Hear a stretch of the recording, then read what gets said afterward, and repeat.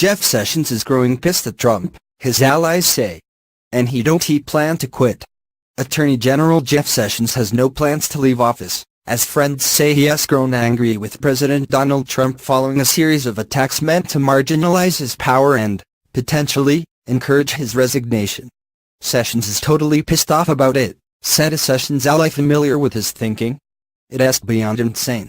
It is cruel and it is insane and it is stupid. Sessions' allies say the president's criticism of the Attorney General is counterproductive. Perhaps more than any other member of Trump's cabinet, Sessions has been an uncompromising advocate for Trump's agenda. The Attorney General has worked methodically to dismantle Obama's legacy at the Justice Department, reconsidering the department's efforts to make troubled police departments change their practices, changing the DOJ's stance on voter ID lawsuits, and rolling back former Attorney General Eric Holder's sentencing guidelines that were aimed at reduced incarceration and balancing out drug crime-related punishments. Every pick for a U.S. Attorney's office that Sessions has made has underscored the administration's focus on border security.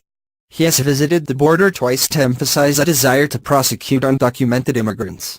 He has passionately defended Trump's so-called travel ban and threatened to withhold funding from sanctuary cities. In the process, he has become public enemy number one for progressives, which makes his targeting by Trump so baffling to those close to him. He is not going anywhere, said another Sessions ally. He is not going to resign. What he is accomplishing is way too important to the country. Rather than quit, Sessions insiders predict the Attorney General will call Trump's bluff. And unlike other members of Trump's cabinet, he has political wiggle room to do so. Trump's base of support immigration restrictionists, rank-and-file law enforcement officials, and states' rights conservatives were Sessions fans before they flocked to the president. They may very well scoff at the idea that the administration would be better off without its AG. Sessions also enjoys continued support in the Senate, where he served for a decade. On Tuesday morning, Senator Lindsey Graham, R. South Carolina, pushed back on Trump's attacks and called the president's encouragement that Sessions prosecute Hillary Clinton over her email use highly inappropriate. Much of Trump's senior staff in the White House don't expect Sessions to leave any time soon either. The Attorney General has several hardcore fans within the top ranks, including Senior Advisor for Policy Stephen Miller and Chief Strategist Steve Bannon, the latter of whom has previously dubbed Sessions his mentor.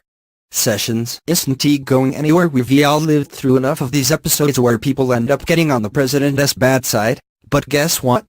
They're still around, one White House official noted. The official added that they have every bit of confidence that Sessions can manage to ride out the storm. Sessions' allies insist that the president's criticisms should be directed at Deputy Attorney General Rod Rosenstein. The Justice Department regulation on recusals is extremely clear. Sessions had no choice but to recuse himself from investigations related to the 2016 presidential election.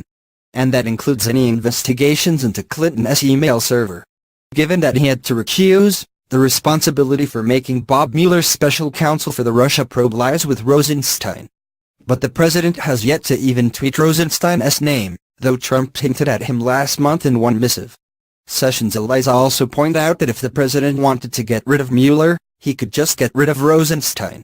The fact that he hasn't done so and is, instead, fixated on his Attorney General, is treated as evidence that he is behaving irrationally. As Trump continues to torment Sessions, some of the AG's allies have begun advocating steps to re-establish his position inside the administration. In particular, leading conservative voices have begun